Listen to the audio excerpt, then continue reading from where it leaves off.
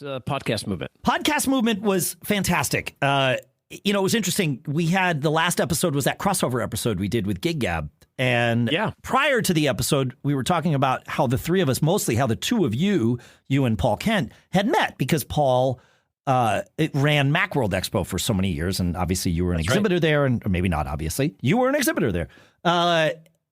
And there was a question asked, and I think it was Paul who asked it, is there, he was sort of asking it in a pie in the sky way, is there still value in attending conferences? And and I knew why he was asking it because I know Paul so well, but I've heard several other people ask that same question we recorded that episode 12 hours before I got on a plane to go to Dallas. Yeah. In those 12 hours, maybe the 14 hours at the airport, including the time I was there, I had like 3 other people ask me that question. Like, is our conference still worth it?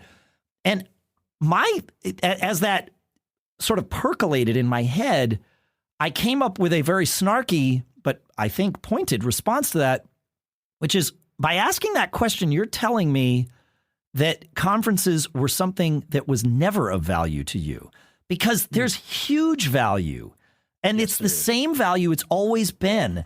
Attending an industry conference allows me to dive into the echo chamber. And I know that can sound like a negative thing, like, oh, everybody there is into podcasting. Woo, okay, great. Like, yeah, if my life was like that, 24/7, 365, that would be terrible. I would not be productive.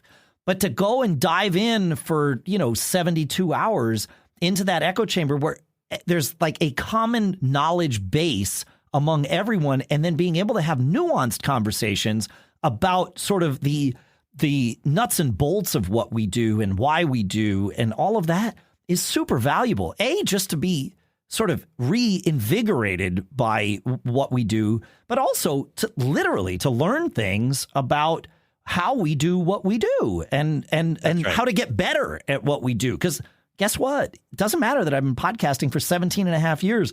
Somebody that started 6 months ago knows something I don't know.